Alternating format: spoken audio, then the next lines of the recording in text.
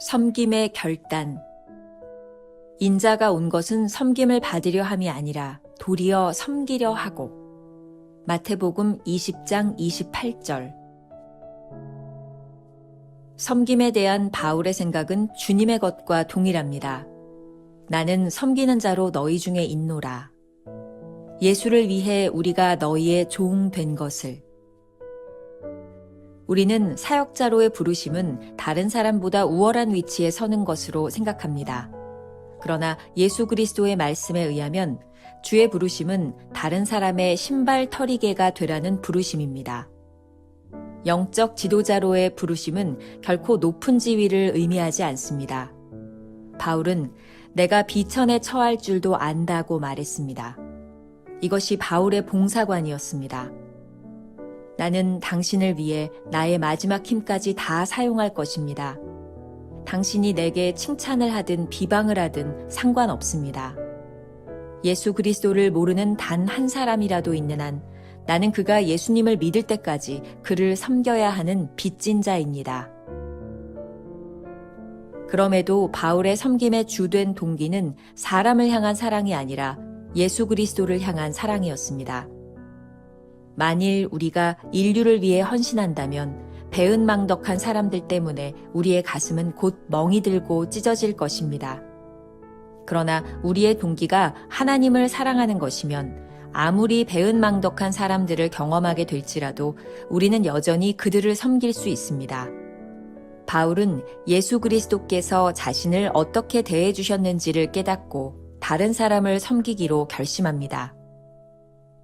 내가 전에는 비방자요, 박해자요, 폭행자였으나. 즉, 나를 향한 다른 사람들의 미움과 악의가 아무리 강할지라도 내가 예수 그리스도께 대했던 미움과 악의와 전혀 비교될 수 없다는 것입니다. 예수 그리스도께서 우리의 무례함과 이기심과 죄악에도 불구하고 어떻게 우리를 끝까지 섬기셨는지를 깨달으십시오. 그러면 우리도 바울처럼 결코 지치거나 포기하지 않고 끝까지 주를 위해 다른 사람들을 섬기게 될 것입니다. 첫 번째, 섬김의 각오.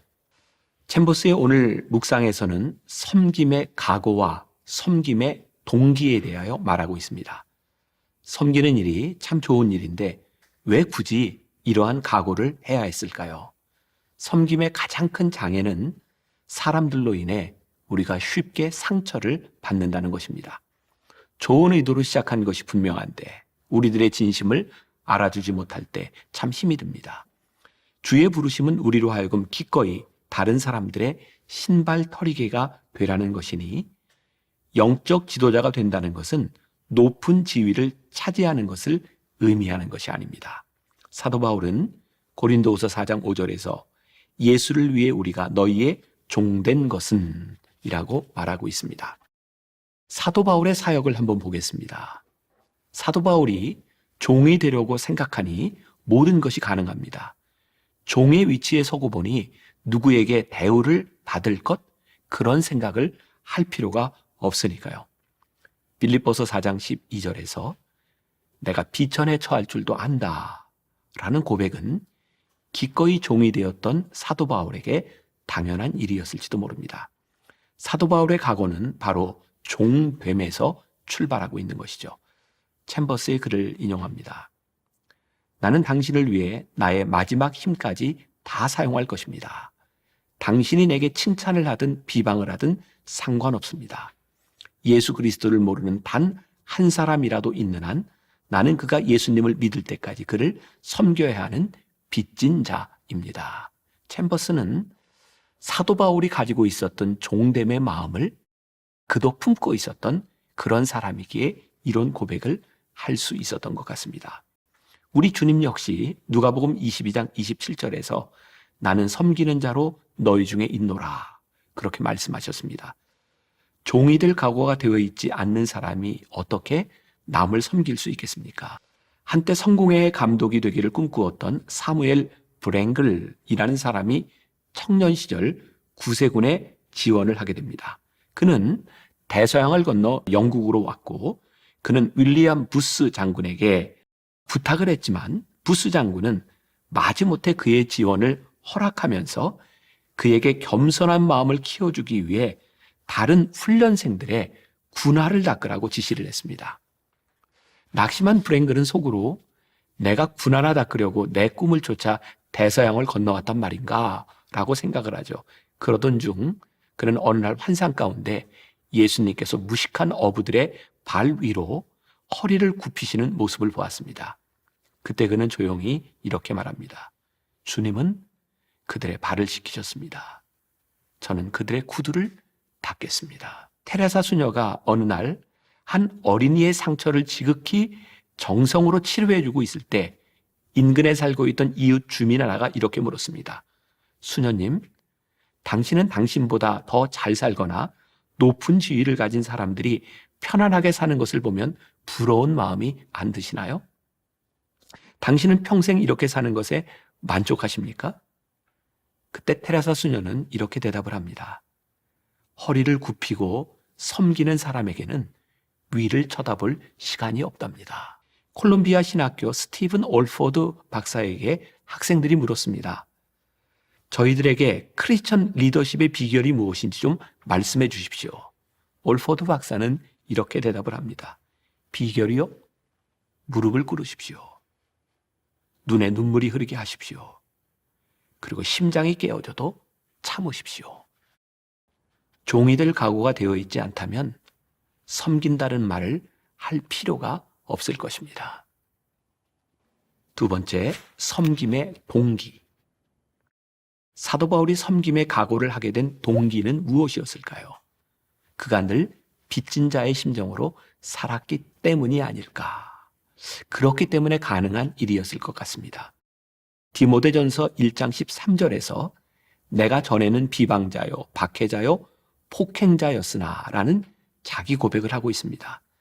그러한 자신을 주님께서 어떻게 대해 주셨는지를 생각하니 다른 사람을 섬기지 않을 수 없었던 것입니다. 중요한 것은 사도 바울의 동기가 사람을 향한 사랑이 아니라 예수 그리스도를 향한 사랑에 있었다는 것입니다. 만일 우리가 인류를 위해 헌신한다면 배은망덕한 사람들 때문에 우리의 가슴은 곧 멍이 들고 찢어질 것입니다. 그러나 우리의 동기가 하나님을 사랑하는 것이면 아무리 배은망덕한 사람들을 경험하게 될지라도 우리는 여전히 그들을 섬길 수 있습니다. 섬김의 가장 큰 장애는 사람들에게로부터 받는 상처입니다. 우리가 아무리 사랑을 가지고 대한다 해도 선한 의지와 행동이 동일한 사랑으로 우리들에게 돌아오는 것은 아니기 때문입니다.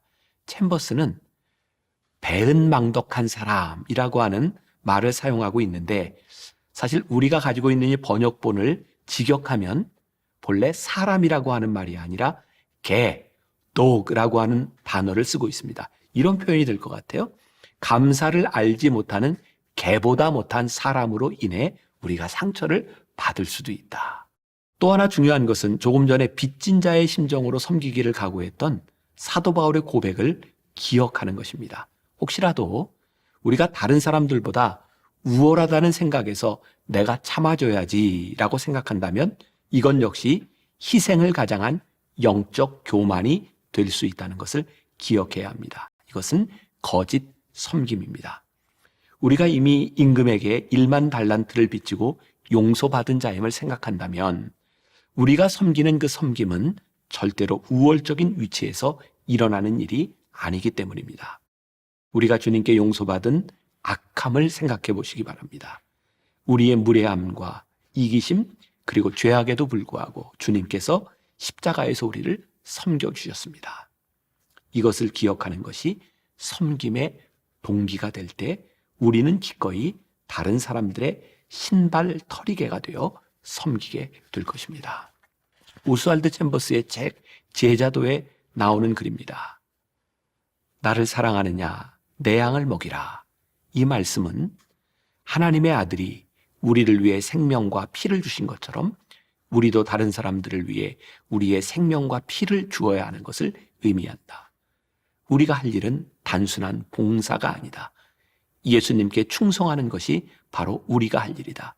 성공을 사역의 동기로 삼으면 주님을 배신하게 된다. 한없이 베풀어 주신 주님의 사랑을 기억할 때 우리는 섬김을 배신하거나 포기하지 않을 것입니다. 오늘 하루 우리가 가슴에 품을 묵상 질문입니다. 우리의 마음 깊은 곳에 빚진 자의 심정이 있습니까? 기꺼이 그 사랑에 감격하여 해야 할 무엇이 우리들에게 생각나시나요? 짧은 기도로 묵상을 마무리합니다. 예수 믿는다는 사람들 가운데 복받고 잘 먹고 잘 살겠다는 사람은 많은데 예수 따라서 십자가 지고 죽겠다는 사람은 없습니다. 탐욕과 명예욕으로 가득 찬 사람들에게서 복음의 힘이 나올 수 있겠습니까? 제 자랑과 제 변명만 드러놓는 사람들이 어떻게 하나님의 은총을 드러낼 수 있겠습니까? 십자가를 지는 사람만이 십자가의 힘과 생명을 드러낼 수 있습니다. 하나님, 십자가를 지게 하소서. 아멘.